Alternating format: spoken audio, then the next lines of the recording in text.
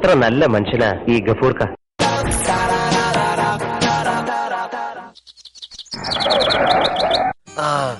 ഇതെന്നാ തോന്നുന്നത്. എത്ര മോനെ ചാർജ്? എന്തെങ്കിലും ചായ പൈസ തന്നാ മതി. 6 റുപ്യുണ്ട്. ചായ കുടിച്ച് പോയിക്കോളി. 6 രൂപയോ? ഇയാളെന്താ ആളെ കളിയാക്കുക? ചായ പൈസ എന്ന് പറഞ്ഞ പിന്നെ എത്രാണ്ടോ? നിങ്ങളൊരു 30 രൂപ ഇങ്ങ് തന്നേ.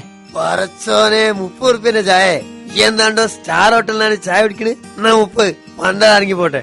വല്ലാത്ത ചായ കുടി തന്നെയാണ് മോനെ എന്റെ ചായ കുടി. ആരാ? എന്ത് വേണോ? അല്ല സൈത്താനെ, എനക്ക് ഞമ്മള് മനസ്സിലായില്ലടോ. ഇത് ഗഫൂറല്ലേ? എത്ര കാലായി ഗഫൂറെ കണ്ടിട്ട്. കയറുവാ. പിന്നെ എന്തൊക്കെ വിശേഷം പറയോക്കരെ? എന്നാലും ആ പണ്ടത്തെ പീക്കിരി പോക്കര് ഇങ്ങനെ വലുതായി പീരങ്കി പോലായല്ലോ. ഈ കല്യാണം കഴിച്ചില്ലടോ? പിന്നല്ലാതെ. മൈമുന, ഇത് ഞമ്മളെ ചെങ്ങായി ഗഫൂറ്. ഞമ്മൾ ഒരുമിച്ച് പഠിച്ചതാ.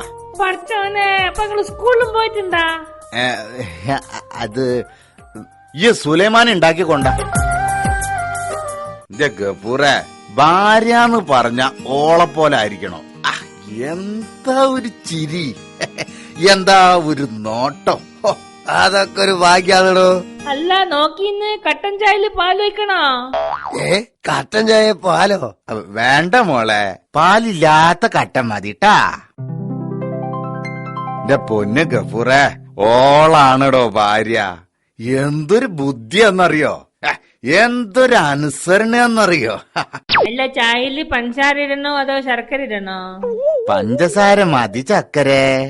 നിങ്ങള് വലിയ സ്നേഹത്തിലാണല്ലേ. സന്തോഷായിന്റെ പോക്കരെ, എനക്ക് നല്ലൊരു ഭാര്യനെ കിട്ടിയല്ലോ. നല്ല ഭാര്യയാ ആ പോയ ജന്തുവോ? ജന്തുവോ?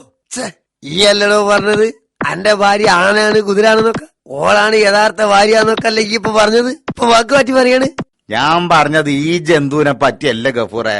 നമ്മൾ അടുത്ത വീട്ടിലെ സുക്കൂറിന്റെ ഭാര്യ സൈനബില്ലേ, ഓളാണ് ഭാര്യ. എന്താ ഒരു നോട്ടോ, ആഹാ, എന്താ ഒരു ചിരി. അത് ശരി, അയലത്തെ ഭാര്യ, അതാണ് ഭാര്യ. കൊച്ചു കള്ള.